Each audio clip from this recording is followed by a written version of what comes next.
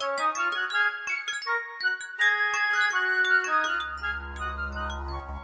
want to thank all of you at the White County Tea Party meeting. It's very important to have activists who care about the Constitution, activists who care about the Declaration of Independence, activists who want to return power from Washington back home. One of our major projects is Team 10, which is designed to really focus on the implementation and enforcement of the 10th Amendment. We believe that there are trillions of dollars in savings that could be made by moving power back home, taking it away from the Washington bureaucrats, and having you once again in charge of your life. Furthermore, we believe that's what the Founding Fathers wanted. We believe that's what the Constitution called for, and that's what the Federalist Papers promised.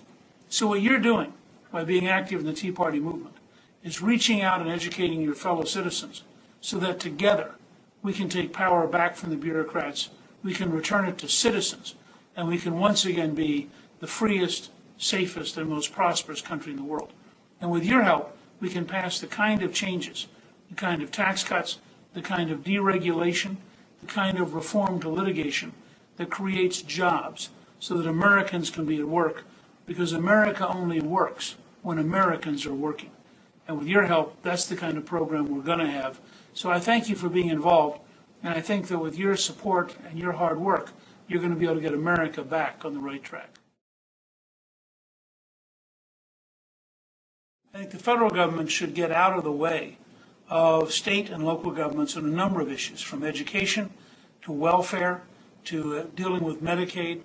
I think the more we can have solutions at the local level, the more people collaborate together voluntarily through their churches, through their volunteer organizations, the better off we are.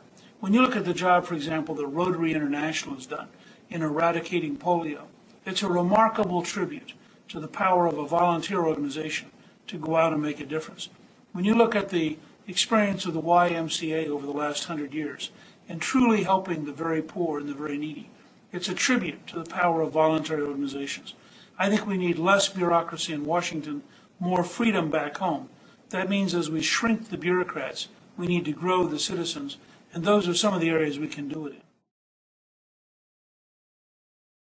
We have a 4-part job program that I think will work. The first, frankly, psychological. End class warfare. What Barack Obama is doing stops every investor, every small business owner, every entrepreneur, because they think, if the President of the United States is this anti-jobs and this anti-free enterprise, why would I take the risk of investing in more American jobs?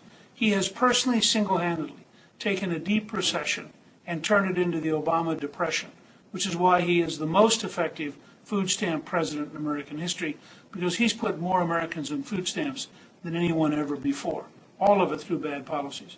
So part one is be pro-jobs, be in favor of small business owners, be in favor of entrepreneurs, be in favor of people who invest in creating work in America. Second, we need a tax program that's very pro-jobs in the world market, competing with countries like China, India, and Germany. Now, that kind of pro-jobs tax program would start with zero capital gains tax, so people would pour hundreds of billions of dollars into the United States to create new jobs. It would also include reducing the corporate rate to 12.5% so that corporations would bring home most of the $1 trillion, that's right, $1 trillion currently locked up overseas in American profits that they won't bring home at the very high 35% corporate tax rate.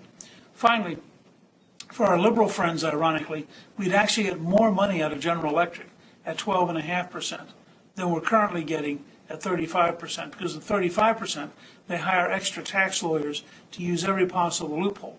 But at 12.5%, they'd fire about half the lawyers and write the check to the government. We also need 100% expensing for investments. That means if you're a farmer, a factory, a doctor, an office, and you buy new equipment, you should be able to write it off in 1 year. The reason's simple. We want American workers to have the best equipment, the newest equipment, the most productive equipment in the world. And if we had 100% expensing, so everybody knew every time they bought a new machine tool, or they bought a new computer, or they bought new equipment, that they could write it off in 1 year, we would see America dramatically increase the competitive power of the American worker, and we would lead once again in the world market. Finally, on taxes, I strongly favor abolishing permanently the death tax. It's an immoral tax which says if you work hard your whole life, you save your whole life, that you are at risk of some politician taking your money when you die. It's profoundly wrong. It should be abolished. And if you abolish the death tax, family businesses will return to focusing on growth and job creation instead of spending their time meeting with lawyers and accountants to avoid the tax. In addition to cutting taxes and the psychological importance of job creation, the third step is deregulation. Obama's belief in bureaucratic socialism, the whole idea that you can pretend to own your company, but Washington bureaucrats are going to run it for you. They'll tell you the rules. They'll set up the regulations. They'll make the decisions. They'll second guess what you're doing. Bureaucratic socialism is a disaster.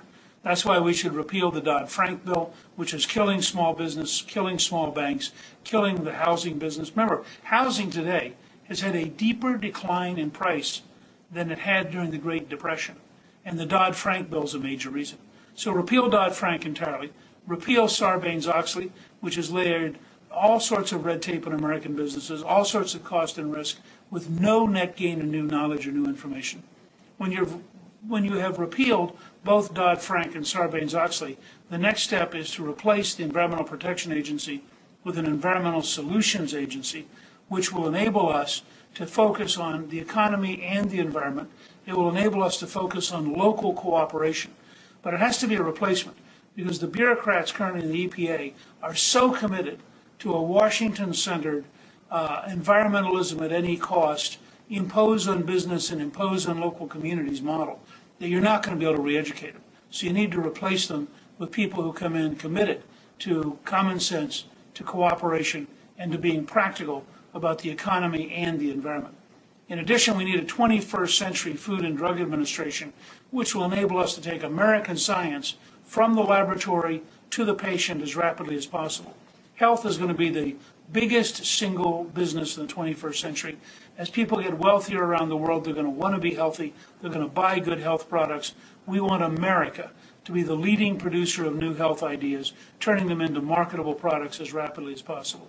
Finally, on the regulatory front, I think it's important to look at things like OSHA and recognize how destructive they are, think through ways to get the job done better with less Washington bureaucracy, less dictatorship, and remind the bureaucrats, under the Declaration of Independence, where we are endowed by our Creator with certain unalienable rights, we are citizens, we're not subjects. This isn't Europe, this isn't Asia, this is America. And in America, government comes from the people, which is why our Constitution begins, we the people. Government doesn't dictate to us. We, in fact, expect government to serve us.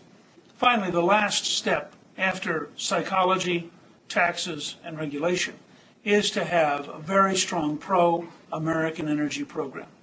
I believe that we have the opportunity to create an enormous amount of new American energy. I'd like to liberate oil, gas, coal. I'm very much for all forms of American energy, including wind, solar, nuclear with new models that are even safer, and ethanol.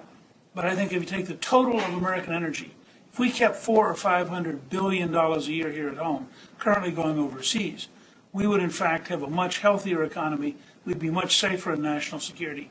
It's the right step. So there you have it. Four-part plan. Psychologically, drop class warfare in favor of encouraging businesses, encouraging entrepreneurs, encouraging small business owners, encouraging investors. A tax code designed to create jobs, a deregulation program designed to create jobs, and an American energy program designed to create jobs. Those four coming together would have an enormous impact.